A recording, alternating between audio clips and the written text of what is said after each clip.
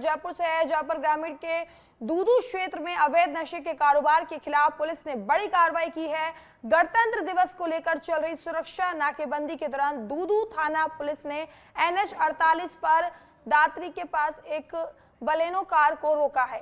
तलाशी के दौरान कार सवार युवक के पास से 20 ग्राम चरस और 16 ग्राम स्मैक बरामद की गई है। पुलिस ने मौके से आरोपी को गिरफ्तार कर लिया है। वहीं आरोपी की पहचान सीकर निवासी के रूप में हुई है, जो बलेनो कार से अजमेर से जयपुर की ओर जा रहा था। इस कार्रवाई का नेतृत्व दूदू थाना अधिकारी मुकेश कुमार खारिया ने किया है। आपको बता दें कि पुलिस ने नशे के परिवहन में प्रयुक्त वाहन को भी जब्त कर लिया है। फिलहाल आरोपी से पूछताछ जारी है और अवैध नशा तस्करी से जुड़े नेटवर्क की जांच की जा रही है।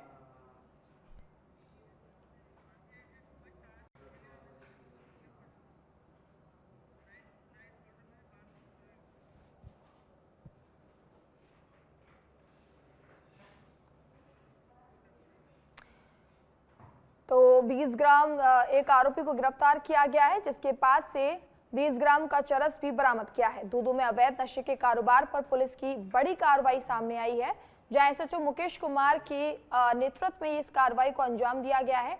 आपको बता दें कि 20 ग्राम चरस और 16 ग्राम स्मैक भी बरामद किया गया है आरोपी के पास से। चिड़ावा क्षेत्र में चोरों के हौसले लगातार बुलंद होते जा रहे हैं। बीती रात अडूका इलाके में चोरों ने एक साथ 2 बिजली की डीपी चोर कर ली है, जिससे पूरे क्षेत्र में रात भर बिजली आपूर्ति ठप रही।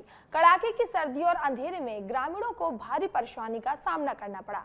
जानकारी के अनुसार सुभाष जांगिड़ के खेत में लगे पोल से एक डीपी और नायकों की ठाणी से दूसरी डीपी चोरी की गई। तेज सर्दी और रात के सन्नाटे का फायदा उठाकर चोर मौके से फरार हो गया। चोरी की गई डीपी से हजारों रुपए का कीमती कॉपर ले जाने की बात सामने आई है। वहीं सुबह बिजली गुल मिलने पर ग्रामीणों ने बिजली विभाग और पुलिस को सूचना दी है। पुलिस ने मामला दर्ज कर जांच शुरू कर दी है। वहीं ग्रामीणों ने रात्रि गश्त बढ़ाने और सख्त कार्रवाई की मांग की है। तो चोरों ने सर्दी का फायदा उठाते हुए चोरी की घटना को अंजाम दिया है। सुभाष जांगिड़ के खेत व नायकों की ठाड़ी से डीपी चोरी की गई है। डीपी से हजारों का तांबा चोर जो है चोरी कर ले गए हैं। तो चिड़ावा में यह डीपी अज्ञात चोरा ने रात में चुरा ली। करीबन या 3 बजे की घटना है। तो सुबह मैं जब उठा तब लाइट कौन थी, तब पता चलियो कि भाई डीपी चोरी होगी, नीचे पड़ी थी। मैं कई अड़ोसी पड़ोसी देखा तो डीपी चुराई हुई माने पाई गई मौके पर। सूचना में हमारे लाइनमैन ने दे दी, राजवीर जी ने। भाई रात की है। जब रात में सर्दी पड़े, सर्दी में कौन निकलो, रात की हुई है घटना है। मैं तो भाई देखी आज के भाई लाइन कट जाना, आज जाएगी मान तो दिन की बेर पता लिया है। फोन के राजवीर ने फोन करो बतावे, मैंने बोले मैं शिकायत कर दी। फलसूट क्षेत्र में कड़ाके की सर्दी ने किसानों की मुश्किलें बढ़ा दी हैं। राजमथाई गांव सहित आसपास के इलाकों में तेज शीतलहर के चलते नलकूपों पर पानी में तब्दील हो गए हैं।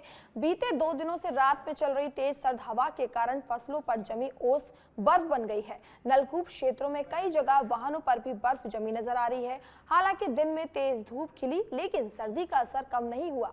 तेज सर्द हवा और कड़ाके की ठंड के चलते फसलों पर पाला बढ़ गया है। आपको बता दें कि जिससे रबी की फसल को खासा नुकसान हुआ है। फूलों, पत्तियों और फसलों पर बर्फ की परत जमने से उत्पादन प्रभावित होने की आशंका है। वहीं फसलों में हुए नुकसान से किसान चिंतित हैं और सरकार से उचित मुआवजा देने की मांग कर रहे हैं। तो वाहनों पर जो है बर्फ की चादर जमी हुई नजर आ रही है, आप तस्वीरों में देख सकते हैं। हालांकि धूप निकल रही है, लेकिन फिर भी जो सर्दी का सितम लगातार जारी है और कई जगह खेतों पर जो है ओले भी बरस रहे हैं, जिससे दोस्तों का जुनेजा लखपत नगर राजमथाई कल हमारे क्षेत्र में बर्फबारी हुई, जिसके कारण फसलों को नुकसान हुआ। मतलब तापमान माइनस में था, जिसकी वजह से ये खड़ी फसलों पर बर्फ जम गया था, जिसकी वजह से जीरे की फसलें खराब हुई है, अरंडी की भी खराब हुई है और भी कई फसलें हैं जो बर्बाद हो गई है, जिससे किसान उदास है। अब किसानों की सरकार से मांग है कि इसका सर्वे करवा करके हमें उचित मुआवजा दिए। अगली खबर जम्मू कश्मीर से है, जहां कश्मीर घाटी में भारी और रिकॉर्ड तोड़ बर्फबारी ने जनजीवन को पूरी तरह से प्रभावित कर दिया है। कई इलाकों में 5 फीट तक बर्फ जमा हो चुकी है, जिससे सड़क, बिजली और संचार सेवाएं बुरी तरह से बाधित हो रही हैं। लगातार बर्फ गिरने के कारण अनेक संपर्क सड़कें अब तक बहाल नहीं हो पाई हैं और कई दूर दराज के इलाके कट गए हैं। ठंड और बर्फ के चलते लोगों को आवश्यक वस्तुओं की आपूर्ति में भी दिक्कतों का सामना करना पड़ रहा है। प्रशासन और एजेंसियां बर्फ हटाने और रास्ते खोलने के प्रयास में जुटी हुई हैं, लेकिन खराब मौसम राहत कार्यों में बाधा बन रहा है। मौसम विभाग ने अगले कुछ घंटों तक ठंड और बर्फबारी का असर बने रहने की संभावना भी जताई है। तो जम्मू कश्मीर में आप देख सकते हैं कि लगातार बर्फ गिर रही है, जिससे एक तरफ मौसम तो सुहाना हो गया है, लेकिन जो है सर्दी के चलते लोगों का जनजीवन जो है प्रभावित हो रहा है। तो राहत व बहाली का कार्य भी जारी है। आप देख सकते हैं कि लगातार स्नोफॉल जो हो रहा है, तो कश्मीर में रिकॉर्ड तोड़ बर्फबारी हो रही है, जिससे सैलानियों को तो खुशी हो रही है, लेकिन आने जाने में काफी ज्यादा परेशानियों का लोगों को सामना करना पड़ रहा है।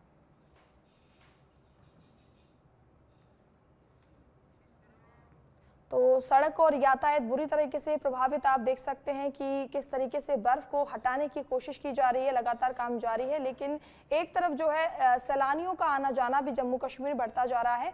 तो कश्मीर में इस बार जो है रिकॉर्ड तोड़ बर्फबारी लगातार जारी है।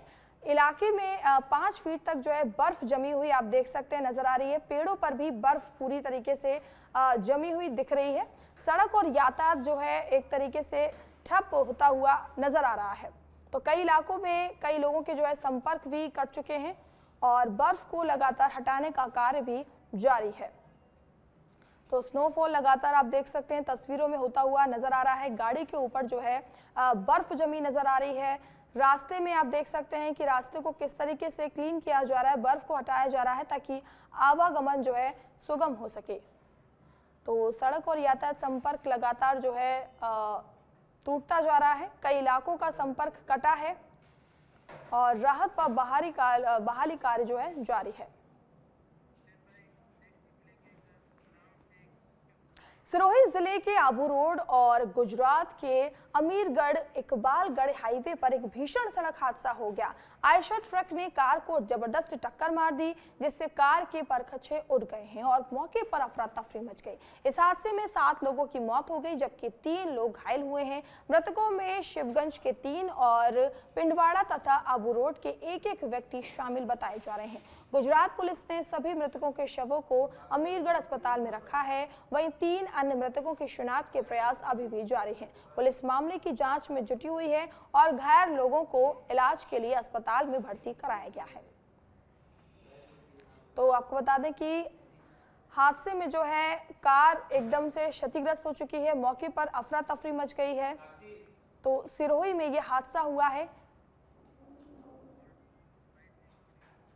पालमपुर से राजस्थान जाते हुए हाईवे पे आज अमीरगढ़ पुलिस स्टेशन के विस्तार में इकबालगढ़ के पास में एक एक्सीडेंट हुआ है, जिसमें राजस्थान से पालमपुर की तरफ आते हुए एक आयशर ट्रक डिवाइडर के ऊपर कोलाइड होने के बाद डिवाइडर क्रॉस करके जो सामने की साइड है, जहाँ पालमपुर से राजस्थान की तरफ जाती हुई एक इनोवा को उसने टक्कर मारी।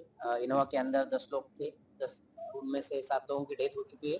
3 लोग अंडर ट्रीटमेंट है पालमपुर में। जो लोगों की डेथ हुई उसमें से 2 लोग शिवगंज के हैं, 3 लोग शिवगंज के हैं, एक पिंडवाड़ा से है, एक आबू रोड से है। बाकी जो पैसेंजर थे उनके आइडेंटिफिकेशन के प्रोसेस शुरू है।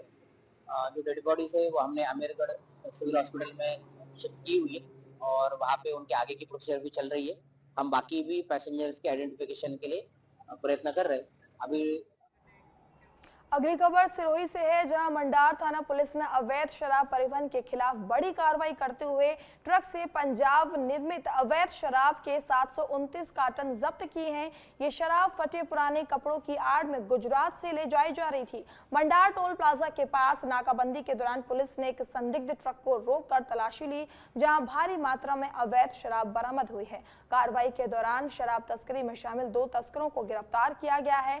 इस पूरी कार्रवाई को सीआई प्रवीण आचार्य के नेतृत्व में अंजाम दिया गया है। पुलिस ने जब्त शराब और वाहन को कब्जे में लेकर आरोपियों से पूछताछ शुरू कर दी है और तस्करी नेटवर्क से जुड़े अन्य लोगों की तलाश में आगे की कार्रवाई की जा रही है। तो अवैध शराब भरकर लेकर जा रहे थे ट्रक, जिसको पुलिस ने पकड़ लिया है। कपड़ों की आड़ में शराब की तस्करी की जा रही थी। गुजरात ले जाई जा रही थी ये शराब। फिलहाल इस मामले में 2 तस्करों को पुलिस ने गिरफ्तार कर लिया है।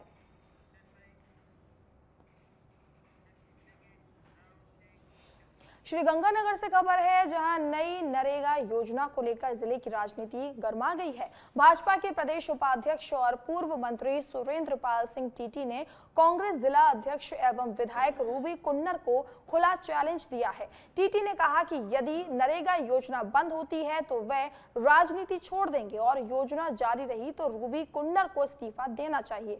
उन्होंने कांग्रेस पर तीखा हमला करते हुए कहा कि प्रधानमंत्री नरेंद्र मोदी के जनहितकारी कामों से कांग्रेस को परेशानी हो रही है। टीटी ने कहा कि नई नरेगा व्यवस्था में मजदूरों को अब 125 दिनों का काम और 15 दिनों के भीतर भुगतान की गारंटी दी गई है।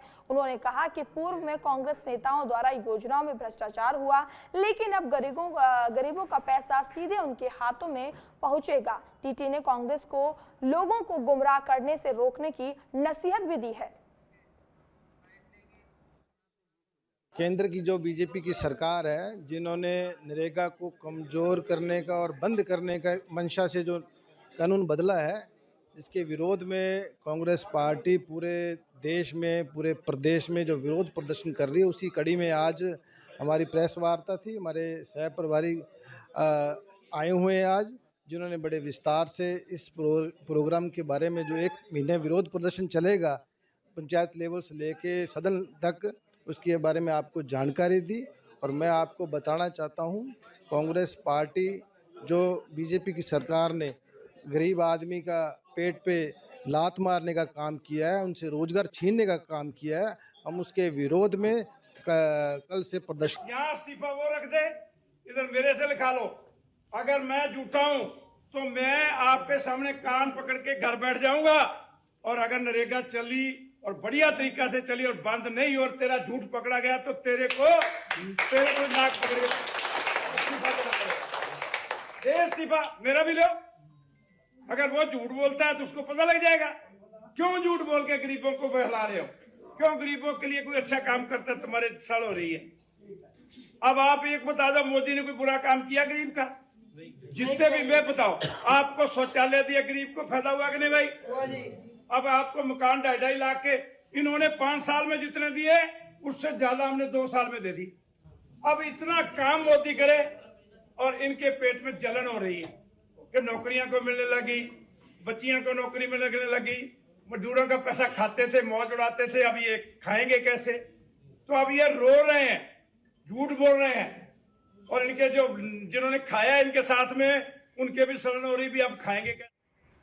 अगली खबर बीकानेर से है, जहां पर 16वें राष्ट्रीय मतदाता दिवस के अवसर पर यंग वोटर साइकिल रैली का आयोजन किया गया। इस रैली का आयोजन बीएसएफ, सीआईएसएफ और फिट इंडिया के सहयोग से किया गया, जिसमें युवाओं को स्वस्थ शरीर और सशक्त लोकतंत्र के बीच के संबंध के बारे में संदेश दिया गया। रैली की theme my India my vote रही। कार्यक्रम के दौरान युवाओं को मतदान के महत्व और जागरूकता के संदेश दिए गए। साइकिल रैली बीएसएफ मुख्यालय से शुरू होकर जूनागढ़ किले तक निकाली गई, जिसमें बड़ी संख्या में युवा शामिल हुए और उनको अपने स्वास्थ्य के लिए भाई हर दिन कम से कम आधा घंटा साइकिल चलाए। और हमारा एक नारा भी है इसके लिए, आधा घंटा फिटनेस की डोज आधा घंटा रोज। आज कॉन्सेप्ट मैडम नेशनल जो यूथ वोटर्स हैं उनको जुड़े हैं, उनको एक तो भाई लोगों को वोटों के लिए प्रेरित करना कि सब आए और वोट करें। अपना वोट करना सबका अधिकार है, तो उस पर्पज से सब हमने इसके अंदर यूथ वोटर्स को भी जोड़ा है, उनको भी बोला है कि आप साइकिलिंग करें। और इसके एक संदेश देना चाहते हैं, अभी अपने इलेक्शन आ रहे हैं तो इलेक्शन में सब वोट करें और वोट का सबको अधिकार है, तो सब वोट दे। इसी के पर्पज से आज ये किया गया सर।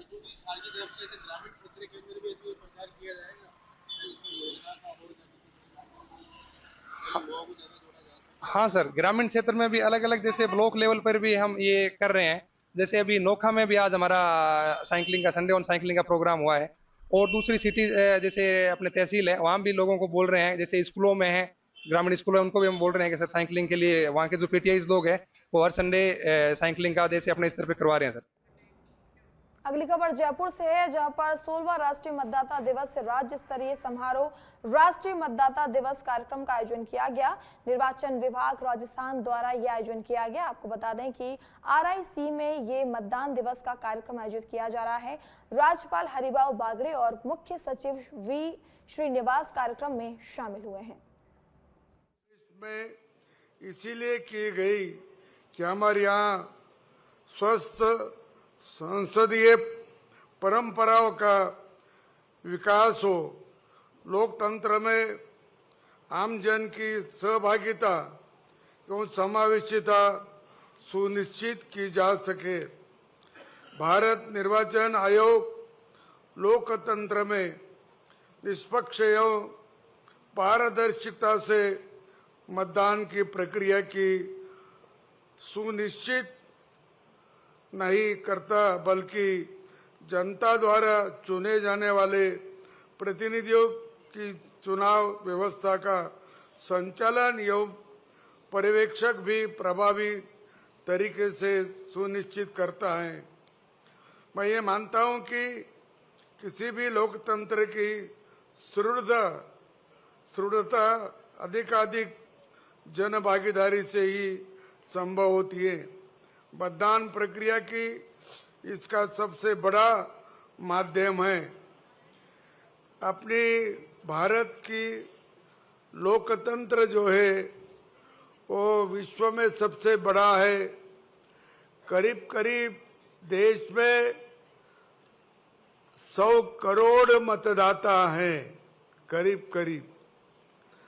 और अभी भी राजस्थान में 5 करोड़ मतदाता हैं। और BLO ने जो काम किया है, जो मेहनत की है और उसपे जो डबल नाम है, कई लोग उस पत्ते पे रहते नहीं, उस जगह पे रहते नहीं, बदली होकर या कई गांव छोड़कर दूसरे गांव गए, शहर में गए या दूसरे प्रदेशों में गए, तो उन्हीं के नाम भी उन्होंने कम किए। और ऐसे लगभग 50 लाख मतदाता राजस्थान में कम हुए। तो उसमें डबल नाम के भी हो गए और वहाँ गांव छोड़ के या अपना घर छोड़ के कहीं और गए होंगे। तो BLO के साथ ये शायद पहली दूसरी बार होगी कि पार्टियों के भी BLO उनके साथ रहे। इसीलिए को पारदर्शिता आनी चाहिए और BLO खुद के मन से किसी का मतदार वहाँ जोड़े नहीं या अपने मन से निकाले नहीं। ऐसा भी होता था, प्रेशर से भी कुछ ऐसे होते था। रंधोना वो उधर रहता, वोट करने को आता, वो तो 10 साल से नहीं, 15 साल से नहीं, लेकिन गांव में उसका नाम रहता ही। और वो ग्राम पंचायत के हित से, ग्राम पंचायत के चुनाव के लिए वो गांव वालों को नाम रखना जरा संभव होता है, या उनको लगता है कि ये रहना अपना मतदार है करके। वहाँ के कुछ लोग भी BLO को बोलते थे कि ये नाम रन दो, निकालो मत। ऐसे बहुत से नाम रहते थे, शायद इस बार वो भी निकाले। इसके साथ साथ जो अपने देश के नागरिक नहीं है लेकिन अपने देश में आए, व्यवसाय के लिए आए, काय के लिए आए, और ऐसे बहुत सारे।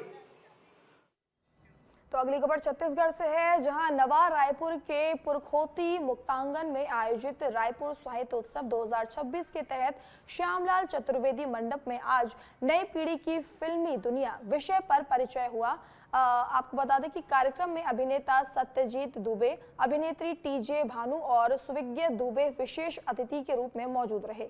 परिचर्चा में वक्ताओं ने कहा कि छत्तीसगढ़ी भाषा सरल और प्रभावशाली है, जिसे सिनेमा के जरिए और व्यापक पहचान मिल सकती है। उन्होंने महिलाओं की बढ़ती भूमिका पर जोर देते हुए कहा कि आज सिनेमा और समाज दोनों में महिलाओं की भागीदारी मजबूत रही है।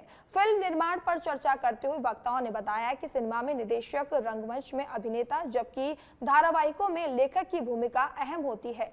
अभिनेत्री टीजे भानु ने कहा कि डिजिटल प्लेटफॉर्म और यूट्यूब ने नए कलाकारों के लिए नए अवसर खोले हैं। स्कूली बच्चों और पाठकों ने ऐसे आयोजकों को प्रेरणादायक बताया। बुक स्टॉल पर पूनम तिवारी ने सच बेधड़क से बातचीत करते हुए कहा, डिजिटल और मोबाइल के माध्यम से जोड़ने के बाद ऐसे कार्यक्रम में आना हम तो भूल ही गए। शासन का धन्यवाद किए, ऐसे कार्यक्रम हुए जिससे हमें नहीं प्रेरणा और ऊर्जा मिलती है। शासन का आभार भी जताया इस दौरान उन्होंने।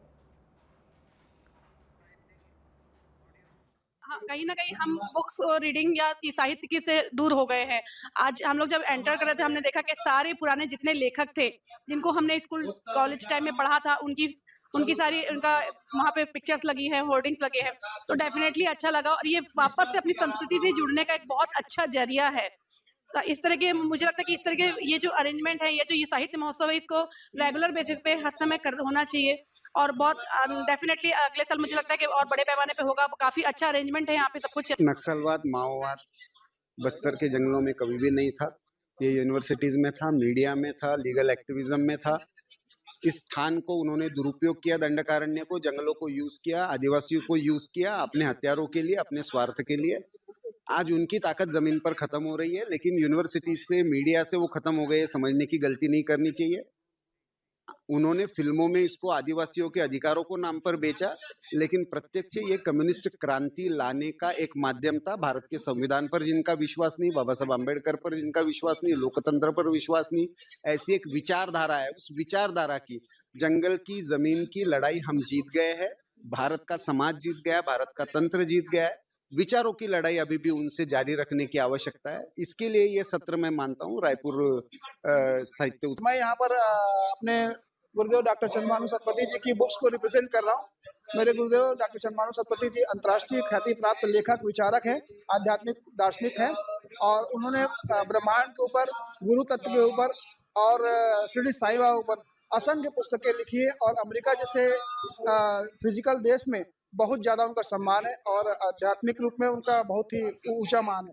बहुत सारी बुक्स हैं जो लोगों को ज्ञान दे सकती है, उनका जीवन। साहित्य के जो स्टॉल लगे हैं और हमारे जो छत्तीसगढ़ के लेखक हैं, उनकी जो कृतियां हैं जिससे हम रूबरू हर समय नहीं हो पाते हैं, तो बच्चों ने देखा, सुना, समझा, कुछ पुस्तकें भी बच्चों ने खरीदी हैं, तो बच्चों को बहुत अच्छा लग रहा है। सरकार को और भी आयोजन आगे ऐसे करते रहना चाहिए। बहुत ही अच्छा रिस्पॉन्स है, अच्छा लगा। अनूठा आयोजन है छत्तीसगढ़ के वासियों के लिए, जो सारी कला, साहित्य, संस्कृति, भाषा, हिंदी, सब जुड़े लोग यहाँ इकट्ठे हो पा रहे हैं। बहुधा ऐसे बहुत कम आयोजन होते हैं जिसमें पूरी प्रदेश की संस्कृति का समागम हो और युवा से लेकर बुजुर्ग तक इकट्ठे हों।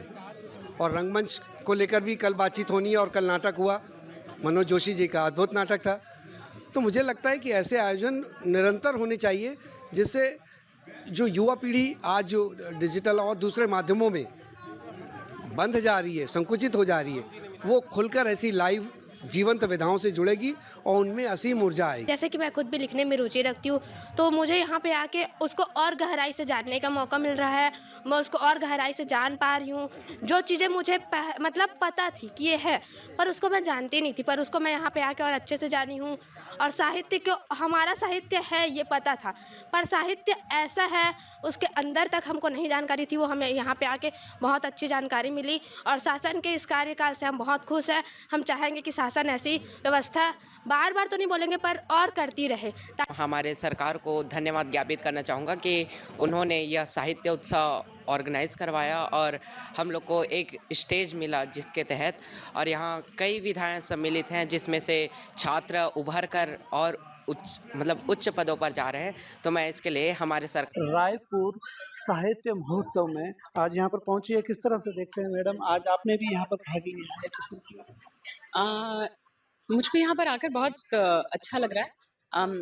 कुछ 12 साल बाद रायपुर साहित्य महोत्सव फिर से हुआ है और मुझको ये बात अच्छी लगती है कि साहित्य जो है उसका फैलाव होना चाहिए। जिसने कभी सुना भी नहीं होगा कि साहित्य महोत्सव जैसा कुछ होता है वो अंदर बिल्कुल आ सकता है। टिकट नहीं है तो अगर वो जानता भी नहीं होगा, पढ़ता भी नहीं होगा, एक माहौल को देखकर वो ढूंढने अगर की कोशिश करेगा कि क्या है, या कोई किताब पढ़ने की कोशिश करेगा तो वो साहित्य महोत्सव की सफलता है। जी मैडम, जो सिनेमा में और साहित्य में कहीं ना कहीं एक मेलजोल समझा जाता है या कुछ अंतर?